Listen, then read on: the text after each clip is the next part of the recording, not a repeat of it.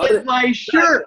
I'm holding on to it to make sure he doesn't lose it because he's so busy, right? Oh, okay. He actually lose it and all the commotion and everything that's going on. I actually have it here. You know, I actually also have his Yehudi box, and I probably have like 8 other things for him. But you know, well, and he has my net effects. I think he gave my net effects away, actually. Look at this. I have this, and I'm gonna lend this to Doug when I see him the next time. So I'm gonna lend this to him. No, everybody heard that. Everybody heard it. Is a mess, and so we're gonna lend that to him. So I'll come down tomorrow. Well, I can only tell you that right now I'm actually programming the test flight for you, and so Peter, your shirt should be able to be activated. Well, buddy, you know what? I'm going to be there next week, Wednesday, Thursday, and Friday in California. So as soon as I book one appointment that I need to do with the ICO guys, as soon as they let me know what time it's going to be, your number 2 meeting that I'm going to book, and then I got 2 other ones to do. So me and my son are coming over because he has out for spring break. Awesome. There, and so I'll put aside a couple of hours, too, for us to sketch out.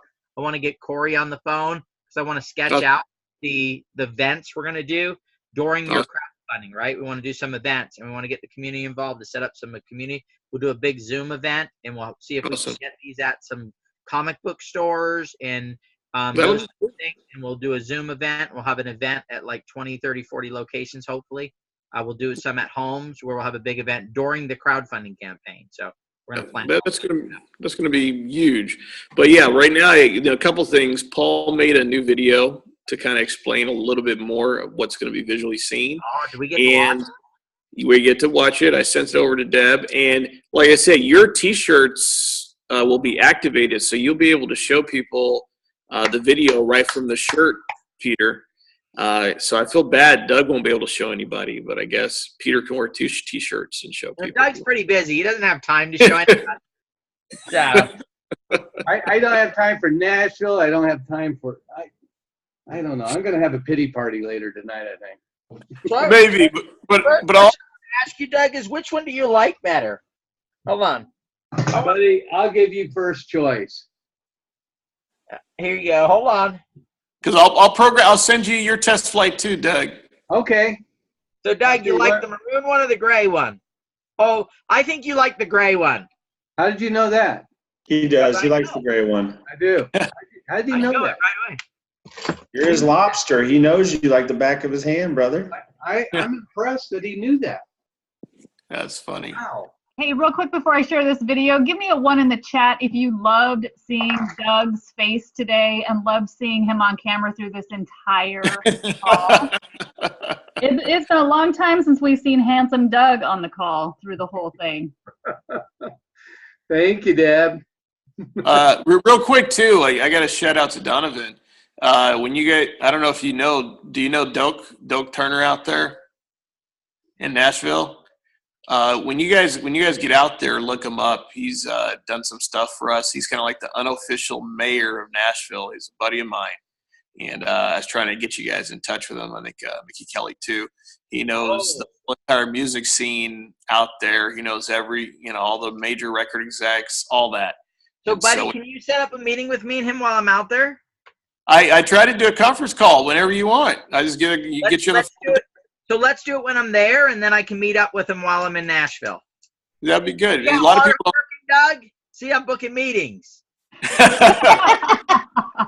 I was just thinking, hey, I love having people now. That's cool. The funny thing is, people don't know that I've been in the music industry for about 20 years, and I've been doing all kind of music publishing and buying music publishing rights. And the first deal I had set up for my cousin and I was with Mercury Private Eye, and then Mercury got bought out by Universal. So, and then Private Eye turned to Bugalo Records. And my whole experience is with good old Joe Isgro, the guy who invented payola in the music industry and made all those famous people. He's the one who actually introduced me into the music industry. He was a great guy to me, but he ended up going to jail for racketeering and all that great stuff. But he's part of the Gambino crime family. But the thing is, Joe is really good, and he showed me the ropes of the music industry, and that's how I learned a lot about music publishing. And where the money was. And so I got a lot of relationships all over. And Doak is a really, really good guy. And so it'll be a good meeting for you, Peter. Awesome. Appreciate it, buddy. So the video is really short. You ready? We're ready. Here we go.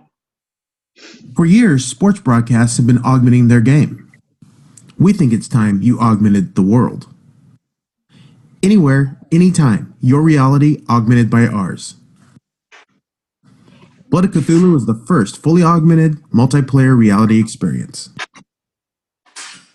So Is that brilliant or what? So that's, Oh, yeah. have these about 10 minutes of Kickstarter videos.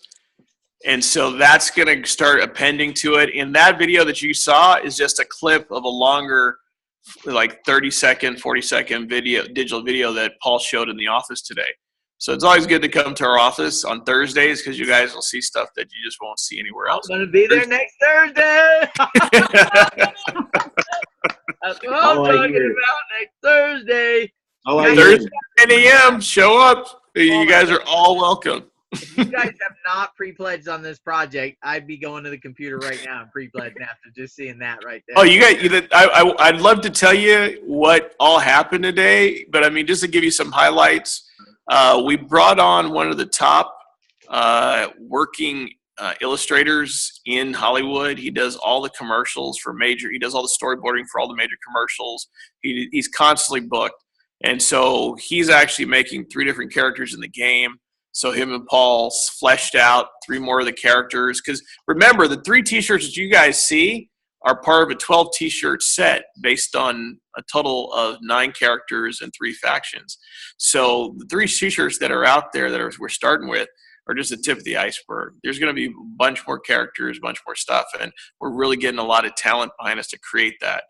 On top of that, you guys saw the game that I'm in for another one of my characters that I created called City of Mist by Buddy Amit.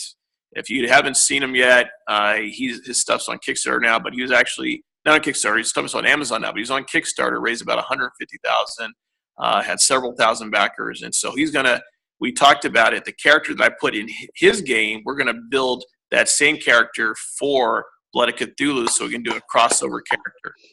Man. And that way we'll be able to pull those same fans that supported his project to support our project. So there's a lot of cross-marketing, cross-promotion stuff going on. What else happened today? I got to tell you something. I got to say something here first, guys. This is, so you guys all know Pokemon blew up overnight. You couldn't go to a park without having 100 people there, 200 people there. But because of the play value was so low and the bar was low on it, it fizzled out pretty quickly, right? It's still doing quite a bit on a global scale because of global property. This is that, but with the play value to keep ramping it up and keep building on it and have people a year, 2, 3 years down the road more ingrained in it than when they started. So if you look at the sales numbers and the revenue that was able to generate and put together, I'm telling you, you better 10x that crap. You know what I mean? I mean, just absolutely just it. I know because, my son, being a kid, 14 years old, we went to some of the parks. I actually hurt my ankle. I stepped off a thing this tall and jammed down on my ankle, right? Because it was in the middle of the night and we were chasing Pokemon around a park, right? Things, right? I know the value of that. I'm telling you guys right now, and this is like my wheelhouse, right? I'm not somebody who's just sitting going, oh, I think this will be a big game. I understand collectibles, guys. I've been there. I've done it. I've done the demos. Go look, Forbes Magazine, me in the middle of a mall, on the ground, playing with children, van inside the mall, right? Dolly can show you guys thousands of articles in television shows and different things that we were in the collectible industry in the 90s, right? 2 of the top 10 toys in the 90s I had something to do with, right? 20% of the top 10 hits in the 90s I had something to do with, right? I got this game. I know it. I understand it. I'm telling you right now, guys, buckle up and hold on. Well, you always crack me up, Peter. And so I don't know, and you tell me, Peter, I'll leave it up to you, but we finished the business plan completely for Blood of Cthulhu, so it's done. And we've actually done the full pro formas on how much we project to make in this game on people buying T-shirts. I don't know. Do you think we should share that with the community or not? I think that, as long as people understand the projection, we've got a lot of work to do to get there. It's going to take some time to get there, guys. But yes, let's share it with them, and then people can make up their decision on what they want to do. But again, guys, it's a projection. There's no guarantees. There's nothing like that. That's what I'm asking. How do you feel? I mean, we're inventors, and we really. I'm feeling it, brother. We took our time. I had my partner who's a lobbyist in DC. Oh, I didn't even want to. So we, just as a bump along, we are having a second meeting with Pepsi for applying the mechanics from this game to a Pepsi debut for their stuff. But we're pretty excited. But you tell me, Peter, if you don't think we should share it as an inventor, our business plan and what we project. Guys, I am an expert in toys and collectibles, and I'm an expert in T-shirts because that's what I wear 90% of my life, right? If you see me every day, I wear a T-shirt. So I'm an expert in two fields here, and they're being combined together. And so, yes, I would say let's show them the business plan. As long as they understand they are what are called projections, and it's going to take us some time to get there, and it's going to put us on that pathway. So go ahead, Noble, share away, buddy. Okay. Well, what I'll do is I don't know. Should I give it to? To say these are projections, all right? These are projections, but should I give this to? It's something worth reading, and I don't know if I should give it to Deb or Don or you for the people who really want to get deep dive, because when we got back the numbers, Peter, I'll just give me 1 second. I'm gonna pull up the numbers, and I'll let you know. All right. Okay, give me a sec. I'll tell you exactly. Gamers in the house. Huh? Man, I'm telling you. Okay, let me pull up the. I'm gonna Corey, put the forma. Corey and Deb have binoculars on there, buddy. They're looking. Hey, I'm telling you guys, I got to say this, that, my whole life, you got kids, you're paying a couple $100 to go to a concert, you're buying video games, and you're just like, what? It's like throwing the money down the drain, right? This is my chance to recover all of that money. It is. It's like, you know what I mean? It's like recovery time, right? It's time to just boom. And, music industry and all this other stuff. It's just. It always is. So when we sat down, we, just to kind of couch this properly, right? So when we sat down and we started drafting the numbers, we had some serious thoughts, right? We wanted to make sure that the game was viral. We also wanted to make sure that when we calculated the viralness, it's called the K factor. We were conservative in that projection. We also wanted to show that 2% of all mobile games. So in the gaming world, only 2% of all people in mobile games actually spend money on mobile games. We thought we'd have a slight advantage on that. And we said, well, if of the 100% of the people who use our game, we would get maybe 6% who would actually spend money on the game, right? So a K factor, we said, okay, we'd get a lot of people who would be viral with the game and share it, but we still wanted to go under 1 in the K factor. We think that when people start playing it, they'll actually be greater than that. Give me 1 second so I can pull this up. So I need my other hand. So give me 1 second. And so when we started doing the numbers, we figured if we were conservative in our approach, we wouldn't embarrass ourselves, because that was the biggest thing. We said, okay, we have these numbers, and if we put it out as is, will we be confident to be able to support those numbers? And so the team that I have is, my nephew, who's actually a financial analyst at Pepsi, one of the rising stars there. We brought him on board. We brought my buddy Edward on to kind of break down the numbers. He's been a project manager for years, and he's got 2 Ivy League degrees. We've got my partner Davian, who's an electrical engineer, and he brought his 2 cents and his business acumen to it. And we all really just crunched the numbers for about 4 months. And that's why we really took a deep dive. We didn't want to kind of pretend like we knew what the marketplace was like. So when we started doing the numbers and really kind of deep diving on it, we came to the conclusion that in the first year, and it's not coming up for me right away. Give me 1 second. Sorry about this, guys. We came to the conclusion in the first year, approximately, we would be generating out the gate close to $50 to $60 million. By year 3, we would be over $300 million. I'm trying to pull up the numbers, so I want you guys to see it. So hold on for me real quick. Because, of course, you have everything on one screen, and then I'm sitting here programming all the test flights, and then I took it off. So give me 1 second. I wanted to tell you the exact numbers to the T.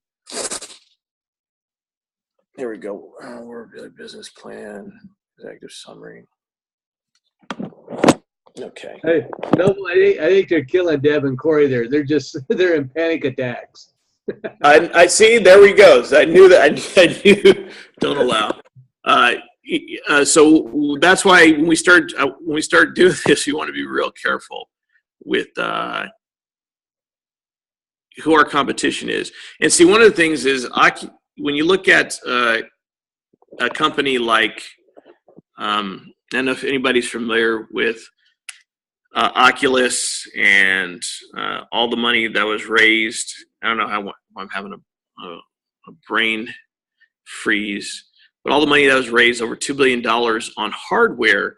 We kind of try and make people understand that we're not a hardware company, so all these people are building all this hardware, but the failure of every one of these companies out there is they don't realize that it's software that wins. We are the Microsoft DOS, the Microsoft Windows. IBM invented the computer, right? But realistically, the company that won was Microsoft Windows. And Microsoft built the software that everything was based on. So I'm going to, let me see, I'm going to turn my screen around so you can kind of see our projections on the breakdown.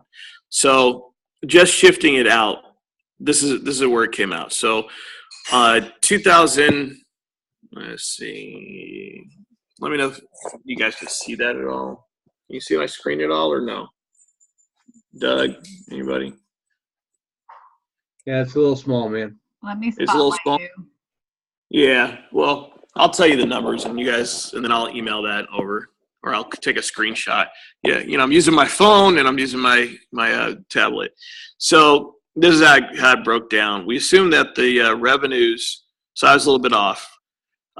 So revenues first year out would be 24.68 million, and was the full revenues for push and advertising. So I apologize. But what we did is we kind of split the difference, because it goes from 2018 of 24.68 million, and then the next year we'd be at 232 million if we stayed the course. And then by 2020, if we stayed the course, we'd be at 930 million. And then by 2021, we'd be at 2.9 billion based on all the projections. And that year over year end, our margins would be 50% year one. They'd increase to 67.7% year two, 69.5% year three, and year four, 70%, because we're getting overall benefit of attrition. And there's a game out that's called PUBG, and PUBG within 6 months, it's an underground game. Nobody's ever really heard of it. They don't really know anything about it. But in 6 months, they did 30 million people who play that game and are actively using it, and it's all by word of mouth. Well, we have the clothing.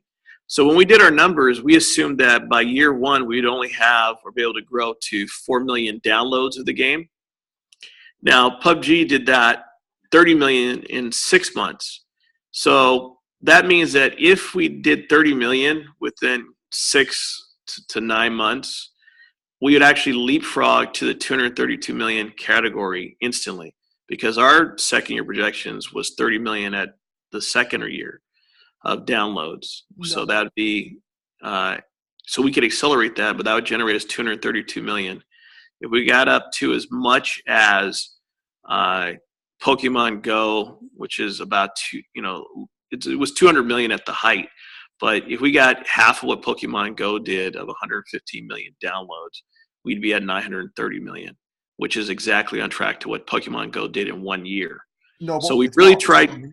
Good. We tried to be really, really, really conservative in how we did our numbers, because if we did anything between what this game PUBG did and Pokemon Go, after we really launch and do the downloads, we could sit anywhere from 30 million to 115 million users and be from 232 to 930 million dollars in revenue. Noble, Somewhere. can you hear me? This is Paul. Yeah, Paul. Hey, Paul. Oh, just real quick, I'm listening to your numbers, and I wanted to tell people, in case to put in perspective, there's a game called Monster Slash in Japan, only in Japan, that makes $1.2 billion a year. There's a Chinese 1.2 billion. 1.2 billion. There's a Chinese game that's not gotten out of China, which is a big market, but makes $5 billion a year. Mhm. So we're not doing. When you look at the comparables, it's completely possible. Our numbers are completely possible. Yeah, because don't forget, when we started crunching it down, I'm just going through the numbers, and I'll share a picture of this with you later, Deb, for you to share, post somewhere maybe. But we said, okay, that the number of transactions we'd have to have on the game would be 462,923 just to make 232 million. It wasn't like we were expecting tons and tons of transactions to occur. And where we broke it down was between microtransactions, which were in-game, which would be around $18 million of people buying stuff. And, and this was before we actually built the blockchain into it.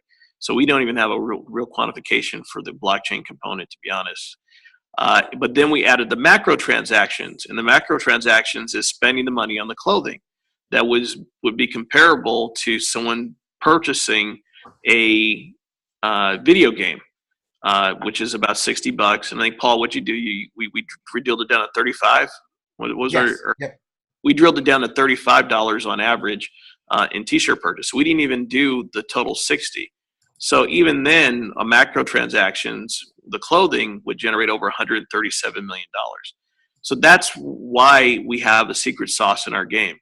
A lot of people talk about a lot of the exciting things and the sales that they're doing, and it's all great, and we love it. And we wanted to kind of let people understand that it's not just about the game. We're very, very much business oriented, and we've broken this all down by the numbers, and we've done it by the numbers, and we've looked at our competition and tried to be really conservative in how much people would adopt this. And even every way we've sliced it or cut it, that by year 2, if we stay on a trajectory and it doesn't get super hot, we're in the hundreds of millions. But if we even get close to some of what Pokemon Go did in the first year, if we even get close to what PUBG did in the 6 months, right, and 30 million people, we could really have a significant amount of revenue that is just sitting there. Guys, remember projections. However, why do you think about this?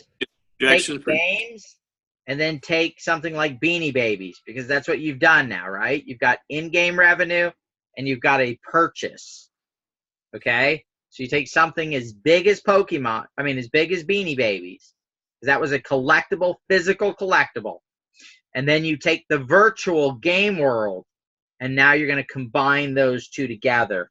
So who knows what the potential is, because right now at this point, there really hasn't been anything that's been able to do that, right? It's been you've purchased something, and that's been your thing, or you've done virtual. Now we're going to take virtual and purchase and meld them together in one concept, and one enhances the other. Virtual enhances the purchase, purchase enhances the virtual, and they're able to go and in concert with each other and build and grow. And then, of course, now you're adding the third layer, which is the blockchain side of things. So you're taking virtual, purchase, and blockchain, and that's all I got to say. That's enough. We don't want to even. We gotta go to work tomorrow, guys. Yeah. Noble, you made a comment in passing about blockchain. Yes, sir. Yeah, that was a huge passing comment, buddy. It's like this. Wow. Well, it's because we're involved in doing it every day. At some point, is this like saying AR and VR? Is this one of those terms that we're throwing around? So I'm asking myself the question, and Deb and them are holding up. Deb and Corey are holding up signs, but I'm wanting to know how I get that many tokens in your little passing comment there. So here's one of the key things, though, guys. If you look at the collectible side of things, and me and Noble and Paul talked about this when I was at the office, blockchain is actually, because of the not being able to cheat blockchain, it actually is. This is one of the most powerful mechanisms outside of banking because of microtransactions, the ability to document and have ownership of a digital collectible. Blockchain is like the icing on the cake. This is one of the industries where it will have a major effect in because of in-commerce trade in the whole digital thing. This is not just a passing thing. This is a major piece of authenticity, of ownership, of transferring ownership. Freaking incredible. Yeah. No, so there's a couple things, and Paul, if you're still on, we're not. So there's you have cryptocurrency, and which is great, but people forget that the blockchain is a giant supercomputer that allows so many exciting things to happen. And because we're in augmented reality, we are going to be doing some other patent pending concepts that just haven't been done on the blockchain itself. And we're going to integrate the blockchain as a fundamental part of the game. So it's not just a currency. It's really a functioning computer nodal system. Peter talked about it earlier and said, we have these nodes that you'll be able to be a part of and pull, but you have to understand these nodes are part of it's like cells in the brain. Right. Each one of these nodes allows the overall computing power to be spread out and diversified among multiple computers. So up until now, when you run a gaming company, all your power is drawn from a server farm. So how much does that change when you utilize the blockchain and the key system to spread out your data among multiple nodes and allow the work to happen everywhere at once? So when I sat down, I started programming and understanding Solidity and how this thing works. I said, there's a multi-layer, faceted layer here that people are missing because they're focusing on just solely the financial aspects of it. So in our game, we're going to be building, I think Paul could attest to this. We're thinking about building, a 4-token economy system? Are you there? Yeah, we're going to end up building multiple economies into this, which it enables a user to be able to spend and get value in multiple, basically, baskets or avenues, and then allows us then to get a return on that investment. So we're earning value while they're earning value. So our coins are all becoming mutually more valuable. And we're working out all the math because what we wanted to do is we wanted to create tokens for each one of the factions. So the other day when I asked people, well, which faction are you? The factions are really important in the sense that you're going to be doing stuff and doing work that helps value the overall faction as well as stuff that you do for yourself. And it's going to be all part of the blockchain and tokenization component so that everything that you do will start to accumulate value, give you bonuses that may not be traded on exchanges, but once we have the one overall token that the company has on the exchanges, you'll be able to exchange the tokens that you've won. This is in theory. We'll figure out how it all works out. We're working on the numbers, but the gameplay that you do throughout the season or throughout the year, you'll be able to exchange those in-game tokens for actually exchange traded fungible tokens. And so your gameplay will have a financial value. So we're working out the numbers for that right now. So think of it, the esports industry right now allows, high school kids to earn up to 100,000, 200,000 a year playing games. So our goal is to figure out a way to monetize everybody, not just the super geeks. So essentially, those kids can put themselves through college playing games. Yeah. 100%. Yeah. Now, there's colleges now give you scholarships for if you're good enough, because esports is becoming a huge industry. Wow. I gotta say, are you guys freaking kidding me? This is mind blowing. I am sitting here. Yeah, I'm excited about our trading. I'm excited about our crypto and everything that we're doing. But guys, I'm equally excited about what you guys are doing. This is absolutely. I see it. I see the numbers. I see the math. I see what you're doing. This is beyond huge. It's beautiful, beautiful design. And this goes beyond just the hype of it, because my whole thing is we had, crypto 1.0, right? Everyone got so excited. If you just saw Bitcoin and you got in and you're doing all these things and you just saw the crypto element. But when you have places like JP Morgan creating their own private crypto networks, when you have Goldman Sachs developing their own programming and open software, because I've read the Quorum white papers on how to program it and how it operates. When you start reading that, this is really Web 3.0, and it's going to be the backbone of the entire internet.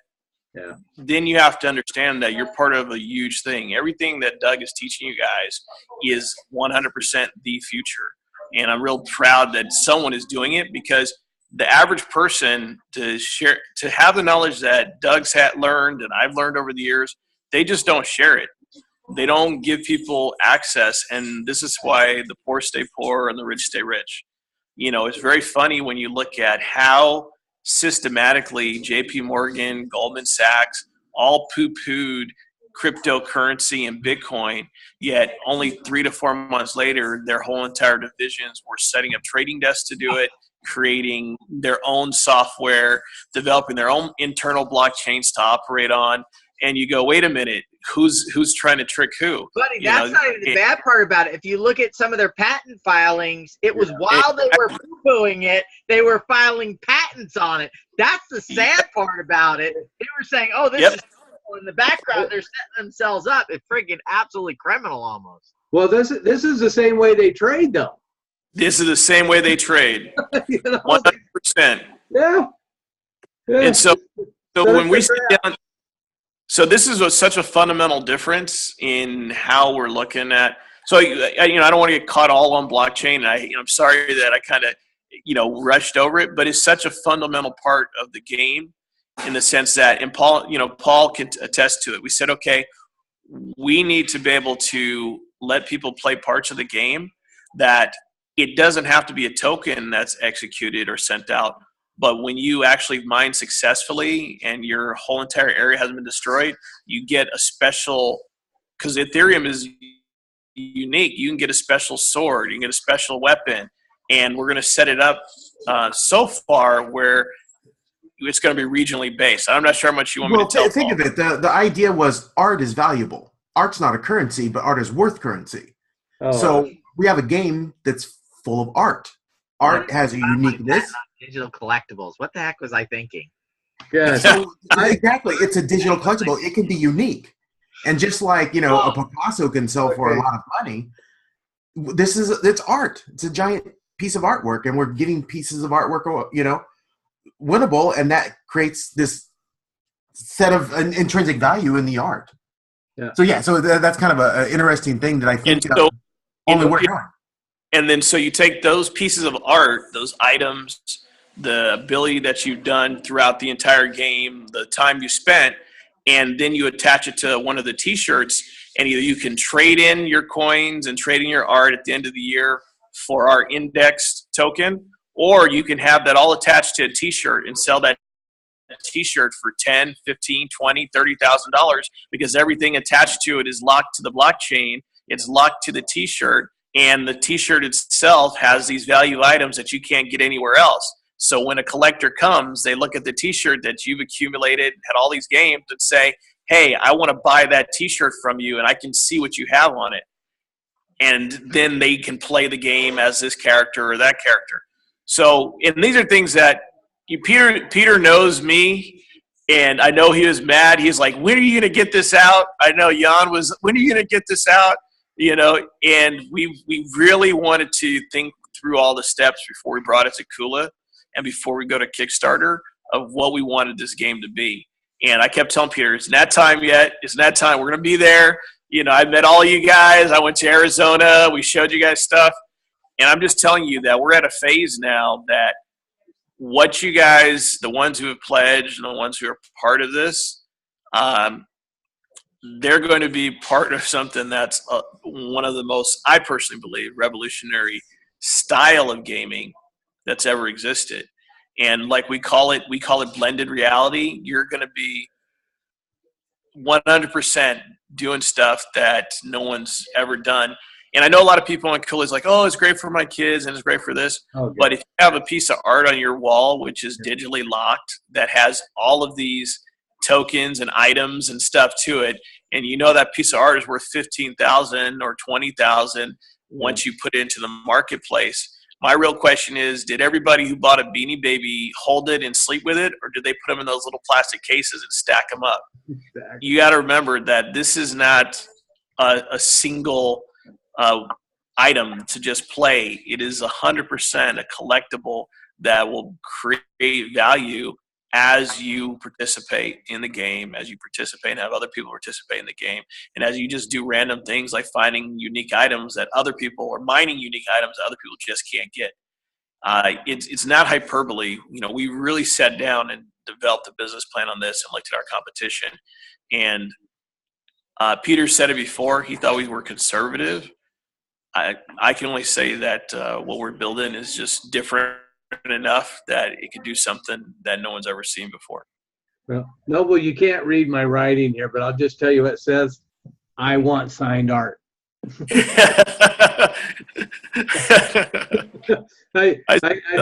I'll be really clear. I'm going to buy some signed art. So. And don't send it to Peter first. Yeah, and don't get it to Peter. I'll pick it up. I will come and get it. I will come and get it. I'll pick it up for you. Don't worry about it. So I like I said, I'm just so we've done a lot of good stuff and good components. We're pretty excited. What else happened today, Paul? I know I left some stuff out. No, we just had a great creative meeting. We talked to some coders that we're working with on that. We had the artists come over. We really riffed, which was very fun, riffing on a new character and how he can play in the game. And he's helping to design that. And, we just did a lot of creative stuff happened today. A lot of moving forward with the game Bible, which is basically the document that everything's built on and that kind of stuff. And then I guess we're always in constant talks with investors and the like because, it's great. Yeah. We love Kula, but we still also need a lot of major capital to build the game out to what it needs to be. And so we had a great early morning meeting talking to investors, and we have some other investors we're meeting this weekend for our convertible note. And so we're in it to win. Period.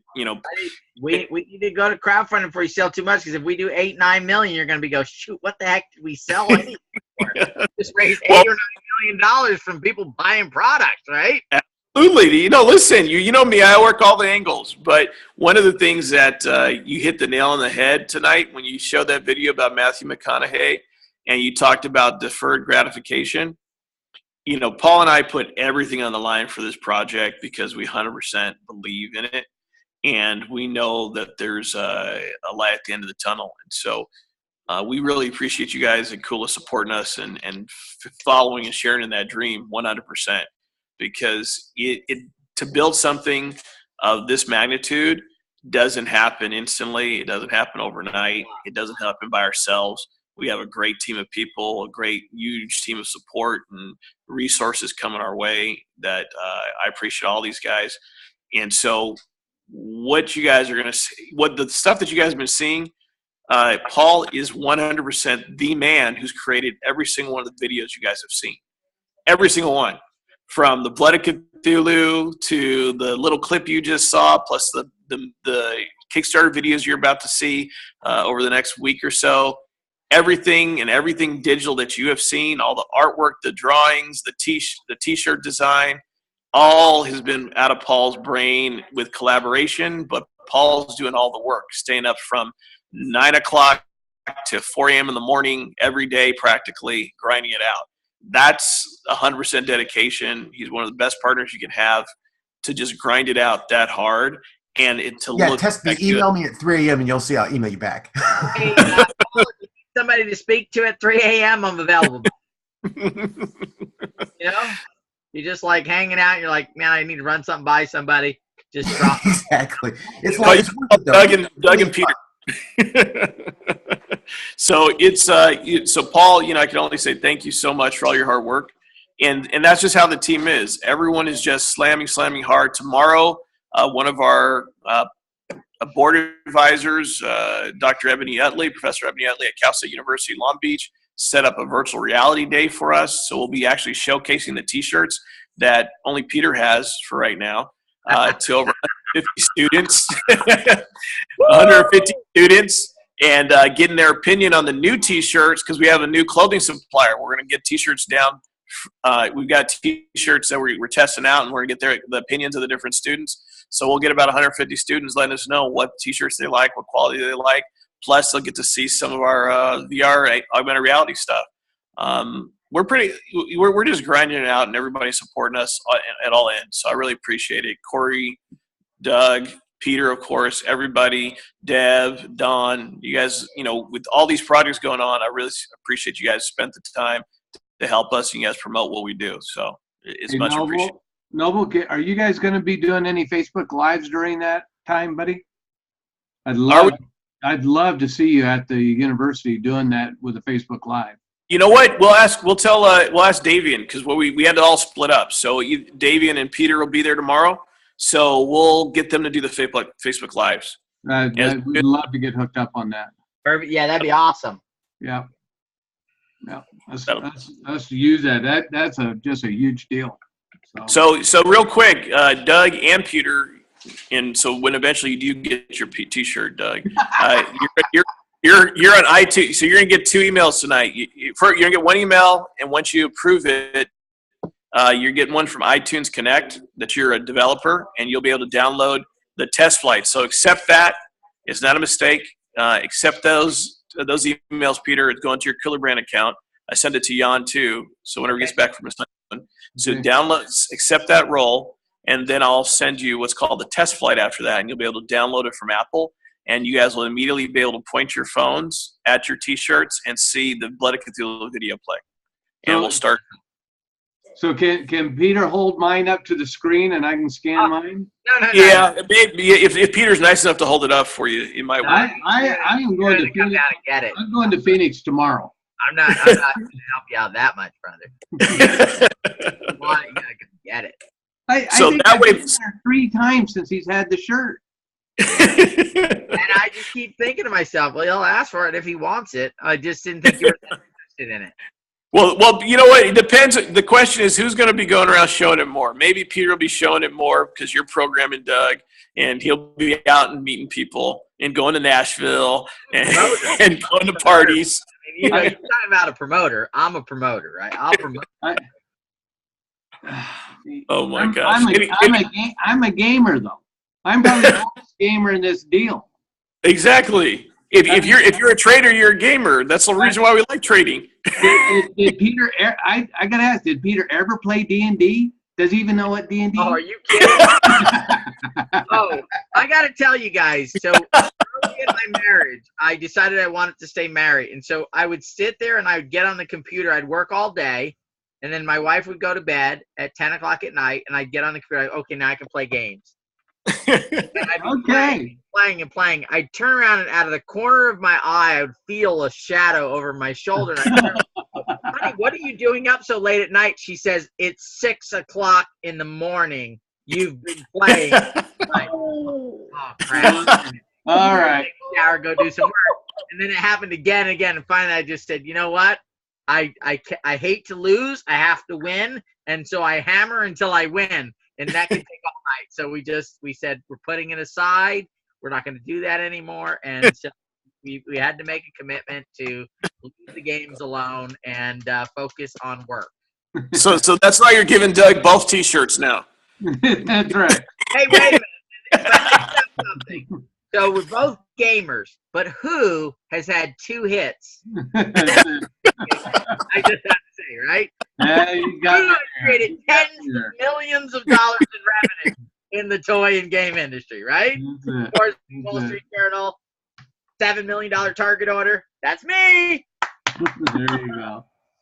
Hey, Doug. I think both shirts is a good idea just to help protect Peter from himself then, huh? Exactly. Yeah. Because he might start playing again. We don't want that addiction to show up. That's it. Hey, Doug. I'm gonna have to ask you to rework your spreadsheet with that 6.52 for anybody who actually pledged on the game. Yeah. That number might change a little bit. We might have to change the shirts. I will go on record here. I guarantee you guys how much you don't understand, how much the blockchain and these tokens and stuff are going to change multiple people's lives on this call. We're going to have some very, very, very happy people. Yep. Guaranteed. It would only took Bitcoin, what, 4 years to hit critical mass? Yeah. And so give us 4 years from where we start, and everyone will be shocked at what they have. Yeah, absolutely. And the more that you can get, what blows my mind is Peter, we can go play games together, buddy, and earn tokens. And we're working.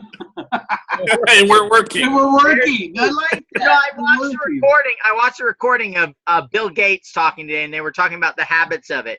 And that's actually one of the things that he said is that because of his position and when they did, the game system and stuff, that he was able to occasionally go play games, and he was working when he was doing it. So that literally Bill Gates talked about that. I watched a recording today where he was talking about that, being able to go play games and play with software. If it's good enough for Uncle Bill, it's got to be good enough for us. I'm in. Paul, did you want to add anything else? No, just thank you guys. That's it. See, there you go. Because Paul's probably working right now on a project. I am for my computer. That's always the excuse for it. He's refining something or making another character or creating another marketing piece for us. So, Paul, when do you think we'll have those any one of the Kickstarter videos with the green screens done? Do you know? Those are coming soon. That first video that you saw a little glimpse of, all those elements had to be built. So we had all the background plates and build all the elements and the 3D elements. So now that that's getting taken care of, we'll be able to start putting that behind the green screen videos and starting to at least shape the first one up over the next week. And then hopefully by the end of next week, we might have all 3 done. And Paul's building every single one of those 3D elements, guys. This is his skill set is phenomenal. When he's saying build the plates, he's saying me. I build the plates. I build the 3D elements. Yeah, unfortunately, I'm the one-man band right now when it comes to that hard stuff.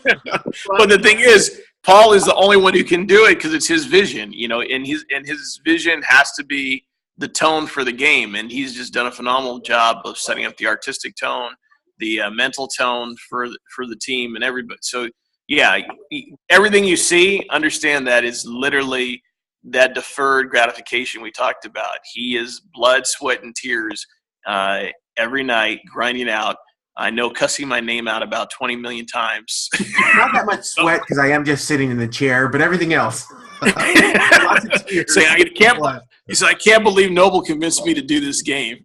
Every day he says that. I got to tell you something, Paul. In about 12 to 18 months, you're going to lose the title of This is Paul, the number 30 employee at the at Blizzard, it's going to be "This is Paul, the founder of." So you're gonna That get would rid be of nice. the Blizzard title, buddy. Oh yeah, I would love that. Yeah. And that's gonna happen. We got a chance. That's gonna happen. Yeah. Yeah. Absolutely. So it's pretty exciting, and now, like I said, we just love Kula. You know, I shout out to everybody on Kula randomly between meetings because you know, just I cannot believe how much time Deb and Corey are on Kula. It blows my mind. It goes back to the amount of work and the amount of effort and energy that you're putting in equals the exact results you're going to receive. And so you guys are doing a great job educating and teaching all the new people about what it's about, and having people have a support system. The whole nine is just phenomenal. And then Don in the background quietly toiling away to make everything work. Yeah, it's just we're super efficient, and like always, nobody does it alone. Donovan, great song. You have everybody, you know, him and Mickey Kelly getting together. You have Carolyn, you know, being a part of writing the song. That's someone told me a long time ago, and then I'll stop talking. But someone told me maybe about 4 or 5 years ago that we are truly 100% in the shared economy. That you cannot just come up with an idea and try and build it all by yourself and create it into all these things, an impossibility. In a shared economy, you need a lot of people doing very specialized, individualized things that make a giant impact on something.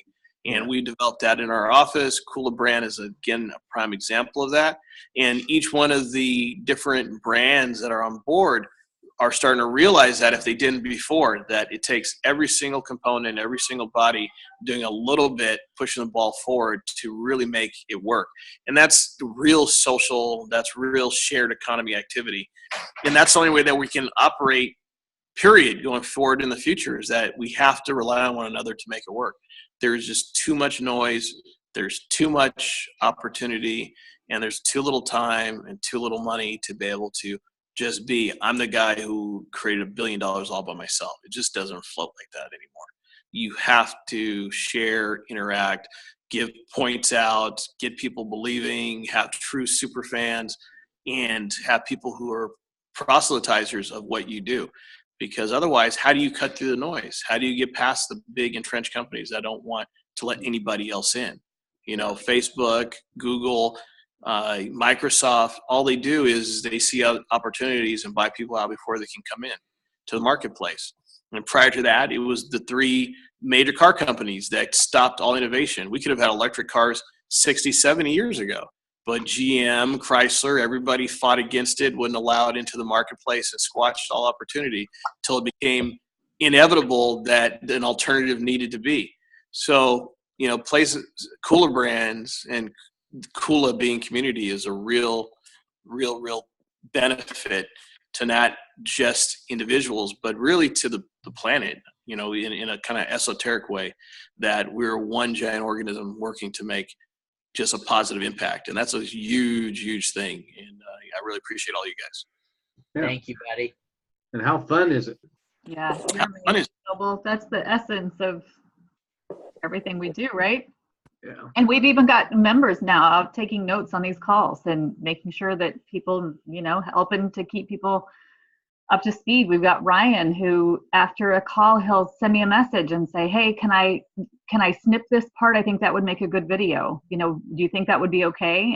And he's out snipping videos, and it's just crazy. The number of people inside of our community who step up and say, well, what can I do? I want to help. Yeah. It's amazing. Yeah. All right. Good night, guys. We'll see you soon. Thank you, buddy, for everything you're doing. Proud of you, buddy. Yeah.